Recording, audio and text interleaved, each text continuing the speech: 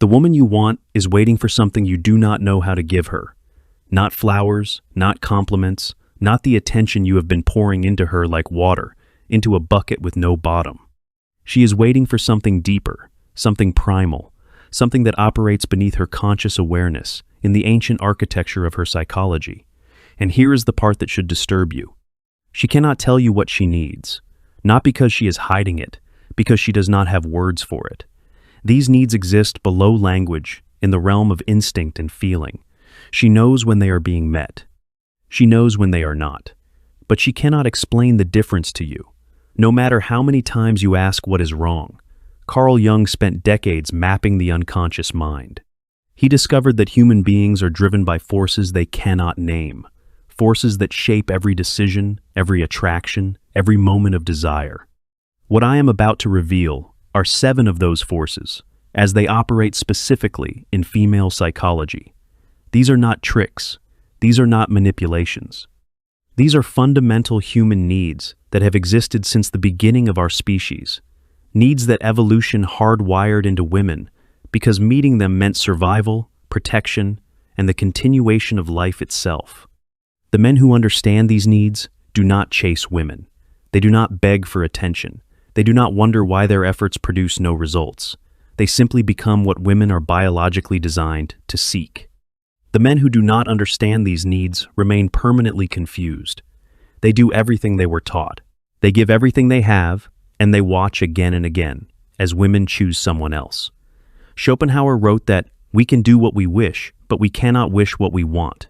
Desire is not a choice. It is a response to specific triggers that activate ancient circuitry. The woman in your life does not choose to feel attracted or unattracted.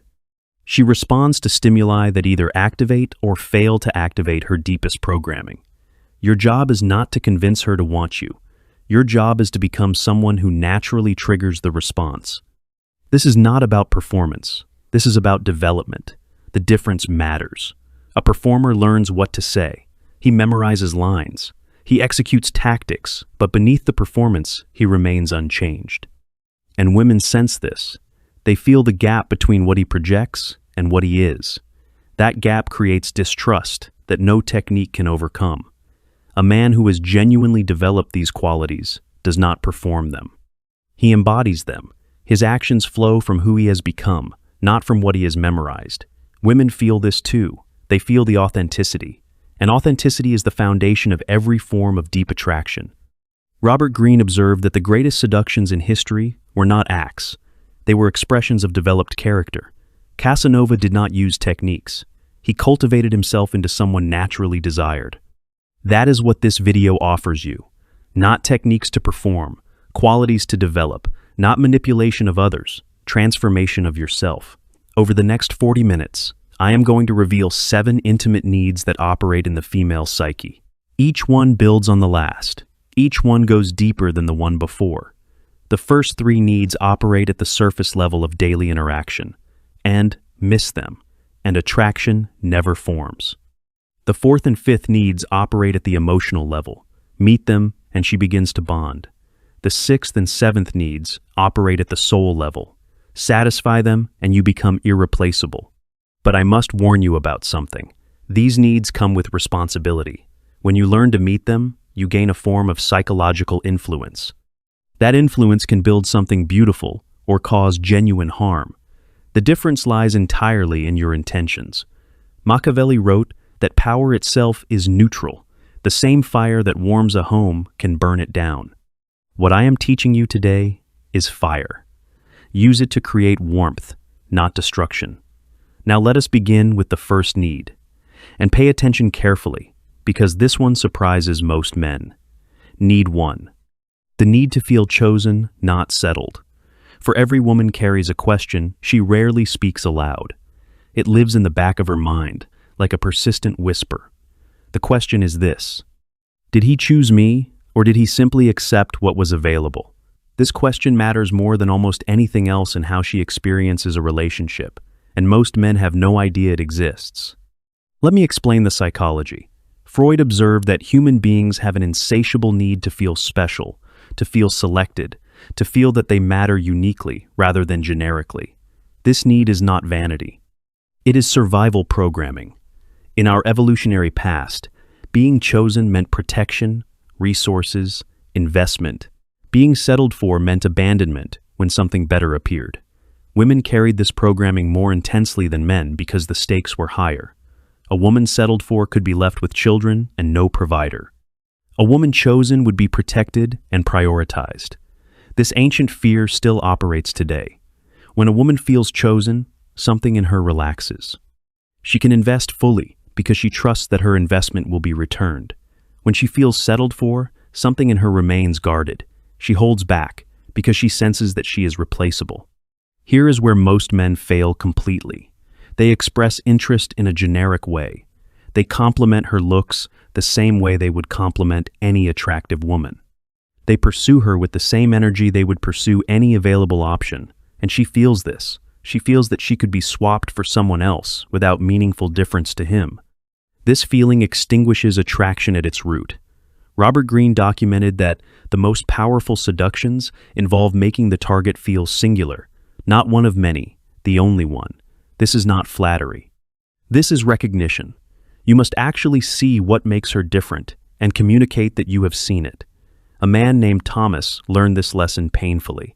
42 years old, successful in business, attractive enough. He dated regularly, but nothing lasted beyond a few months. Every woman eventually pulled away with the same vague explanation. "I just don't feel it." Thomas could not understand. He was attentive, generous, available. He did everything right. The problem was invisible to him until someone pointed it out. His compliments were interchangeable. His attention was generic. He treated every woman the same way because he thought that way was correct. He told women they were beautiful, true, but meaningless. Every man tells them this. He told women they were smart, also true, also meaningless. It could apply to anyone. What he never did was recognize what made each woman specifically her. The particular way she laughed when nervous, the specific passion she carried for her obscure interest, the unique way she saw the world that no one else shared. When Thomas began noticing and naming these specific qualities, everything changed. He stopped saying, "You're beautiful," and started saying, "The way your eyes change when you're actually interested in something, not just pretending to be polite. That's rare." He stopped saying, "You're smart," and started saying, "Most people think about that surface level. You went somewhere I didn't expect. How did you get there?" The shift was not technique, it was attention, real attention to who she actually was, rather than generic appreciation for the category she belonged to. Jung wrote about individuation as the process of becoming one's true self. When you recognize a woman's individuality, when you see her process of becoming, you offer her something almost no one else provides. You offer her the experience of being known. Here is the warning. False specificity is worse than generic appreciation. If you manufacture observations you do not actually hold, she will feel the manipulation. The goal is not to say specific things. The goal is to actually notice specific things.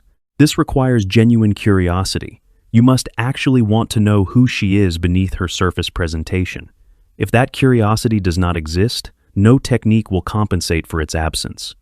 But if curiosity exists, if you genuinely want to understand what makes her uniquely her, then communicating what you discover becomes natural, and that communication makes her feel chosen.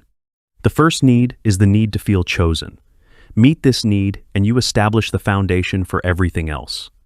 Now let us move deeper, because the second need explains why attentive men often fail while seemingly indifferent men succeed. Need 2, the need for emotional fluctuation. Here is a truth that will challenge everything you believe about relationships. Consistent positive attention does not create attraction, it kills it. This is not my opinion. This is documented psychology and understanding. It will transform how you show up in every interaction with women. Let me explain what is happening in the brain. Daniel Kahneman's research on human decision-making revealed that we do not experience absolute states. We experience changes in states. This is why the millionaire does not feel wealthy. He has adapted. His baseline has shifted. It's only changes from baseline register emotionally. The same principle applies to attention and affection. When you provide constant, unwavering positive attention, You establish a baseline. That baseline quickly becomes normal, and normal generates no emotional response. She adapts to your attention the way the millionaire adapts to wealth. It no longer registers. But when attention fluctuates, when warmth varies, when presence ebbs and flows, each fluctuation registers. The return of attention after its absence creates emotional impact. The variation itself becomes the stimulus. Robert Cialdini documented this as the principle of intermittent reinforcement. It is the most powerful schedule for generating psychological engagement. Casinos understand it. Slot machines do not pay consistently. They pay randomly.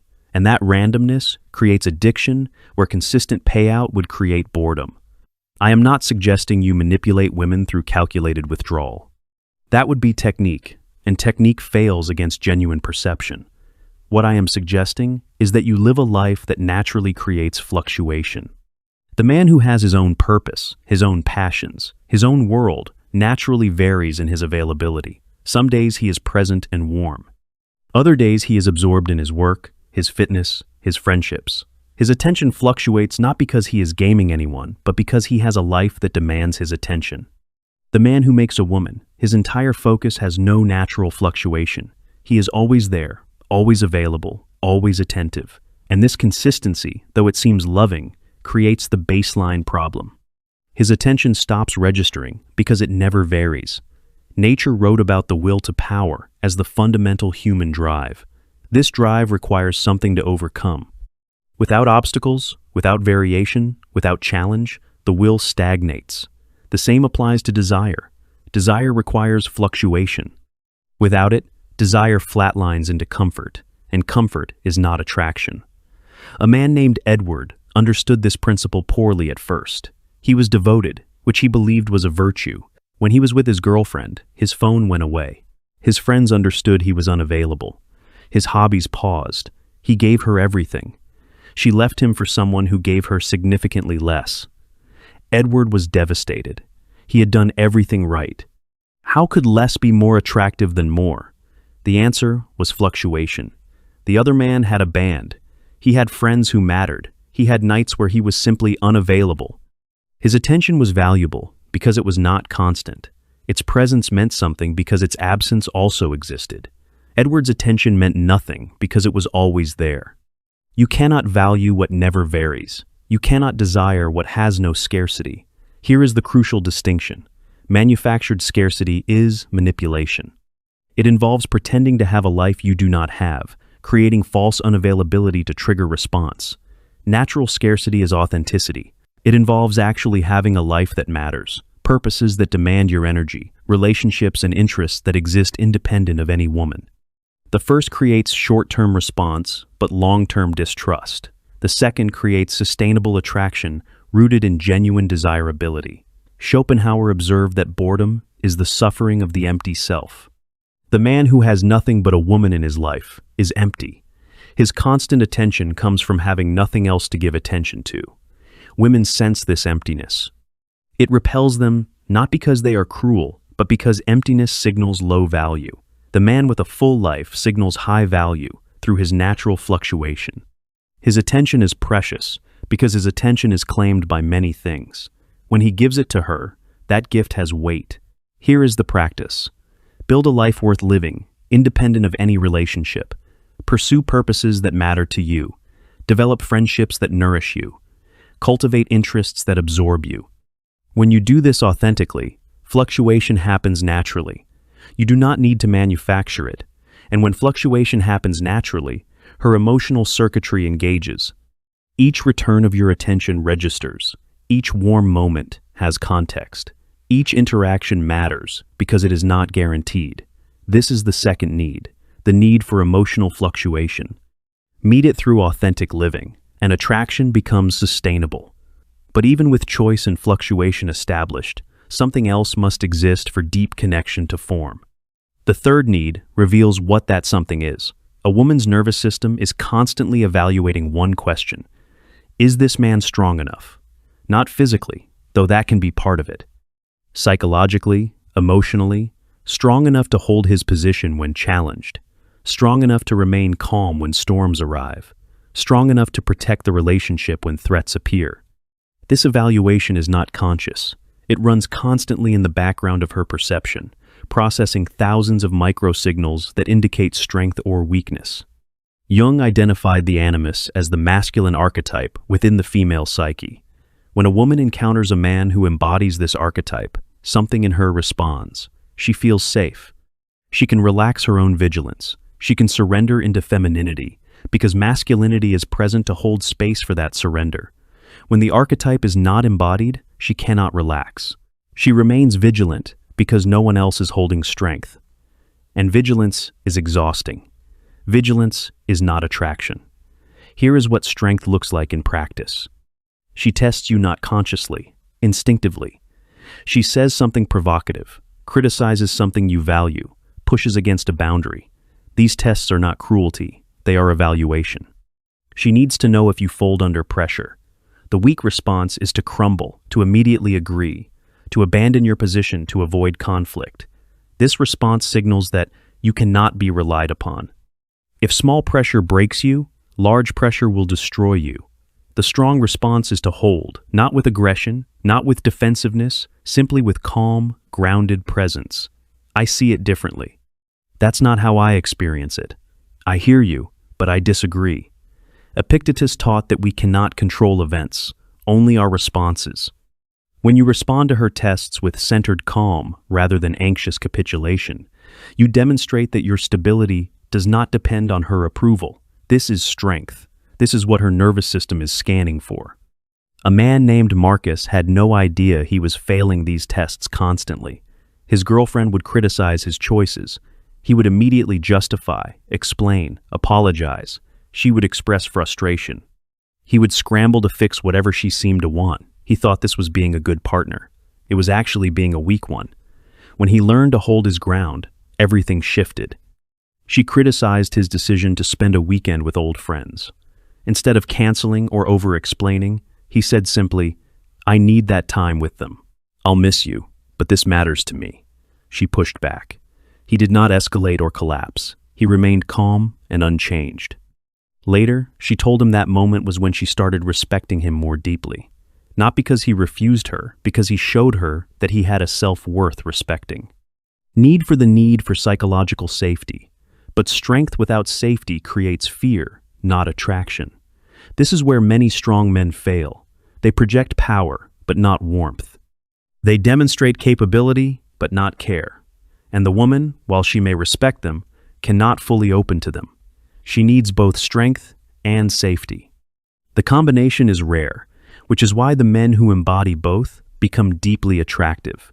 Psychological safety means she can be vulnerable without being punished. She can share her fears without being judged.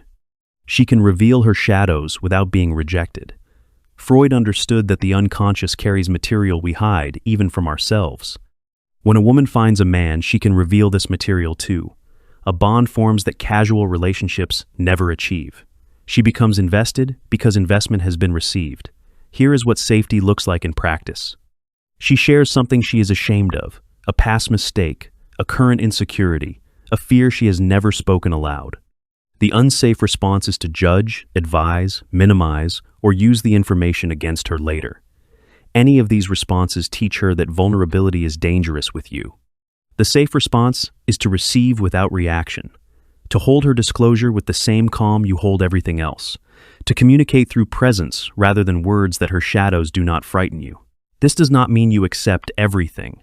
Boundaries still exist, but within those boundaries, space exists for her to be fully herself without performance. Marcus Aurelius wrote about accepting the nature of things as they are. When you accept a woman's nature, including her shadows, you offer something most men cannot provide. You offer freedom from performance, and that freedom creates deep attachment. The combination of needs 3 and 4 creates a rare psychological experience. She encounters a man strong enough to hold his ground, but safe enough to hold her vulnerability. This combination does not exist in most men. When she finds it, she recognizes its rarity, and rarity creates value. We are now moving into deeper territory. The next 2 needs operate at the emotional core. They explain why some connections become unbreakable. Need 5. The the need to be witnessed in her becoming. Every human being is in process. We are not fixed entities. We are constantly becoming, evolving, transforming into who we might be. A woman needs a man who sees not just who she is, but who she is becoming. This is different from projection. Projection imposes your vision onto her. Witnessing sees her vision and supports its unfolding. Jung described individuation as the central process of human psychology. It is the journey toward becoming one's authentic self. When you witness a woman's individuation, when you see her growth and reflect it back to her, you become part of her journey in a way that creates profound connection. Most men do not witness. They evaluate. They assess her against their criteria. They approve of parts and disapprove of others. They see her as static, fixed, something to be judged rather than something in motion. This evaluation stifles her. She cannot grow toward you if you are constantly grading her current position. The man who witnesses says things like, "You're different than you were 6 months ago, more certain of yourself." I see it. He notices her evolution and names it. He becomes a mirror for her becoming. Robert Greene observed that people fall in love with those who make them feel like better versions of themselves. When you witness her becoming, you make her feel that her growth is real, visible, validated. This feeling creates attachment that physical attraction alone cannot generate. A man named Jonathan practiced this consciously. His partner was building a business, struggling with self-doubt. Instead of offering advice or solutions, he simply reflected what he saw. "You handled that client's situation completely differently than you would have last year. You've changed." She told him later that moment meant more than any encouragement he had ever offered, because he did not encourage her to be something. He recognized that she was already becoming it. Here is the warning. Witnessing requires actual attention. You cannot fake having seen growth you did not notice. The practice demands genuine observation of her evolution over time. If you are not paying attention, you will have nothing to witness. Need 6, the need to exist in his future. Connection without continuity creates anxiety. A woman can feel deeply bonded in the present, but uncertain about whether that bond extends forward in time. She needs to exist in your future, not through promises or premature commitment, through language that includes her in what comes next. Schopenhauer understood that the will reaches forward constantly. We are future-oriented beings. Our sense of security depends partly on whether we can see ourselves in what is coming. When you speak about future events, and she is absent from that language, her nervous system registers threat. When you include her naturally in future-oriented speech, her nervous system registers safety. This is not about making promises you cannot keep. It is about speaking in a way that does not exclude her from consideration. The excluding language sounds like, "When I move to that city. After I finish this project, I'm going to travel for a while. The future is populated with you alone. She is absent from it." The including language sounds like, "When we try that restaurant that's opening next month. I think you'd love that place. We should go sometime." The future naturally contains her. Notice that including language does not require commitment. It requires acknowledgement.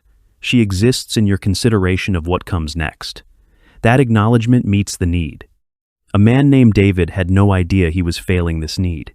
He talked about his future constantly, but always in solo terms. His goals, his travels, his plans. His girlfriend felt increasingly insecure despite everything else being positive. When David began naturally including her in future-oriented speech, her anxiety dissolved, not because he promised anything, because he stopped speaking as if she did not exist in tomorrow. Machiavelli wrote that wise leaders make their followers feel essential to the vision. The same applies here.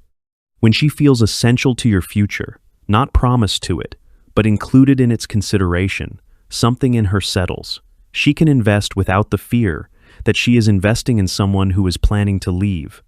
Now we arrive at the 7th need. This one operates at the deepest level.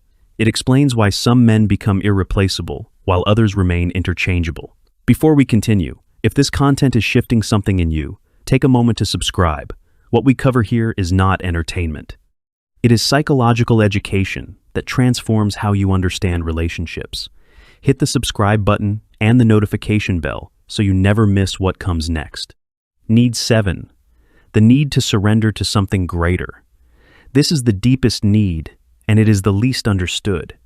A woman needs to feel that surrendering to you is surrendering to something larger than a man. She needs to feel that your direction has direction, that your life is in service of something beyond comfort, that choosing you means choosing a trajectory, a mission, a purpose that she can believe in. This need operates at the spiritual level of psychology. Jung called it the need for meaning. Nietzsche called it the need for why. Without it, connection remains transactional. With it, connection becomes transcendent. Let me explain why this matters so deeply. When a woman fully invests in a man, she is investing her life energy, her time, her attention, her capacity to create life itself. This investment is not trivial. Biologically, it is the most significant investment a human can make. Such an investment requires justification at the deepest level. She needs to feel that her investment is going somewhere meaningful, that the man she is investing in is building something worth building, that his life has trajectory beyond mere existence. The man without purpose can provide comfort, but not inspiration. He can offer stability, but not elevation. And something in her remains unfulfilled, because her investment feels like it is going nowhere. The man with purpose provides something different. He provides direction. His life is moving towards something, and when she invests in him, she invests in that movement. Her energy gains meaning by joining his trajectory. Nietzsche wrote that he who has a why can bear almost any how. The same applies to relationships. A woman who understands your why can bear the difficulties that every relationship inevitably contains. Without the why, difficulties become unbearable. They lead nowhere. This is not about having prestigious goals. It is about having genuine ones. The man whose purpose is status, wealth for its own sake, accumulation without meaning, provides no real trajectory. His goals are empty. A woman cannot surrender meaningfully to emptiness. The man whose purpose is contribution, creation, service, growth, provides genuine trajectory. His goals have weight. Surrendering to him feels like surrendering to something worth surrendering to. Robert Greene documented that the most magnetic figures in history were not those with the most resources, but those with the most compelling visions. Vision creates followership, and in the context of intimate relationships, followership manifests as surrender. Here is a story about this need. A man named Richard was successful by every external measure. Wealthy, fit, socially connected, but his relationships never deepened past a certain point. Women would date him, enjoy the lifestyle, then leave for men with far fewer resources. Richard could not understand. He was providing everything. What more could they want? What they wanted was direction. Richard had achieved, but was no longer building. His life was maintenance, not creation. He had arrived and stopped moving. And women, sensing this stagnation, could not surrender fully to a trajectory that did not exist. When Richard reconnected with genuine purpose, when he began building again towards something that mattered to him, everything shifted. His energy changed. His conversations changed. Women sensed that investing in him meant investing in something in motion. The woman who eventually became his wife told him, "I didn't fall for your money or your status. I fell for where you were going. I wanted to be part of that." Here is the crucial understanding. You cannot fake purpose. You cannot perform trajectory you do not have. This need requires actual development of an actual vision for your life. Plato understood that the examined life is the only life worth living. Examining your life means asking what it is for. What are you building? What will be different because you existed? What are you in service of beyond your own comfort? These questions are not easy. Many men avoid them entirely, but avoiding them creates the emptiness that women sense and cannot surrender to. Here is the practice. Sit with the question, what do I want my life to mean? Do not answer quickly. Let the question work on you. Let it reveal what actually matters beneath the surface desires for comfort and security. When you find genuine purpose, when you begin orienting your life around it, something in you changes. You develop what Nietzsche called the coherent self. Your actions align with your values. Your days serve your trajectory. And this coherence is felt by everyone who encounters you. Women feel it most of all because coherent purpose is the foundation of meaningful surrender. And meaningful surrender is what the seventh need requires. This is the deepest need. Meet it, and you become irreplaceable. Not because she cannot find another man, because she cannot find another purpose to believe in. Let me bring everything together. Now you have learned 7 intimate needs that operate in the female psyche. The need to feel chosen, not settled for. The need for emotional fluctuation. The need to encounter strength. The need for psychological safety. The need to be witnessed in her becoming. The need to exist in his future.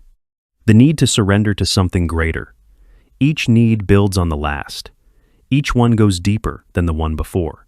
Together, they form a complete picture of what women are seeking, often without knowing how to articulate it. But I must be clear about something important.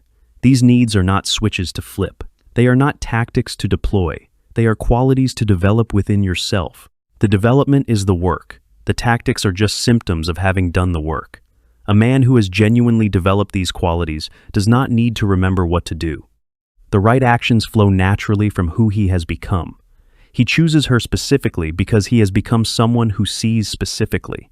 His attention naturally fluctuates because he has built a life worth living.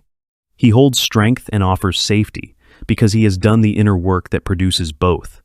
This is the difference between the 1% and everyone else. The 99% look for techniques. They want the shortcut. Tell me what to say. Tell me what to do. Give me the script that produces results. The 1% understand that there is no shortcut. They invest in becoming rather than performing. And because they have become, their actions carry weight that performance never achieves. Jung wrote about the difference between the persona and the self. The persona is the mask we wear. The self is who we actually are beneath the mask. Women are extraordinarily sensitive to the gap between persona and self. When they feel a gap, trust becomes impossible. When there is no gap, when who you present and who you are have merged through genuine development, trust becomes natural. She can sense that there is no hidden layer, no manipulation beneath the surface. And that sensing creates safety that opens her completely. Here is what I want you to understand about why this matters. You are not just learning psychology. You are learning how to become capable of deep connection. Deep connection is one of the most meaningful experiences available in human life. It transforms everything. It provides grounding in an unstable world. It offers partnership in an isolating age. But deep connection requires 2 developed people. You cannot connect deeply from an undeveloped place. You can only perform connection, which is not connection at all. By developing these qualities, by meeting these needs, you become capable of what most people only pretend to have: real intimacy, real partnership, real love.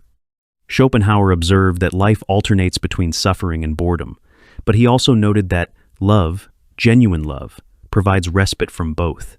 It gives suffering meaning and boredom relief. The capacity for that love is what you are building.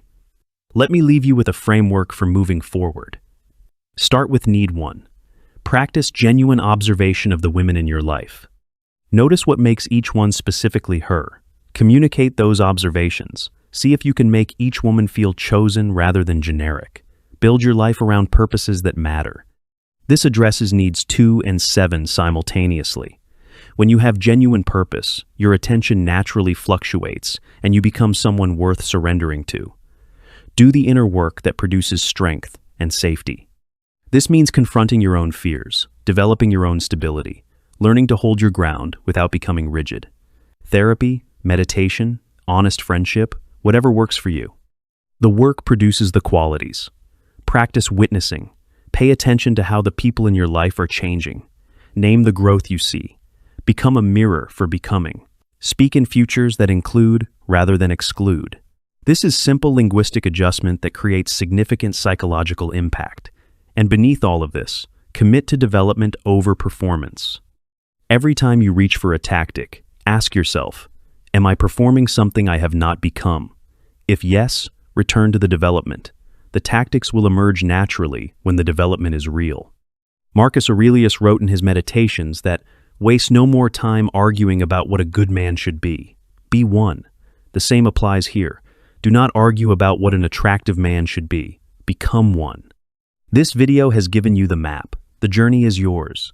If what you have learned here has shifted something in you, I want to invite you to become part of this community. This channel exists to reveal the psychology that most people never access. Every video builds on the last. The men who watch consistently become men who understand deeply. Subscribe, hit the notification bell, share this with a man who needs to hear it, and then begin the work, because understanding without implementation is just entertainment. Implementation is where transformation happens. The woman you want is waiting for someone who has developed these qualities. She cannot find him among the men who only perform. She is looking for the real thing. Become the real thing. I will see you in the next video.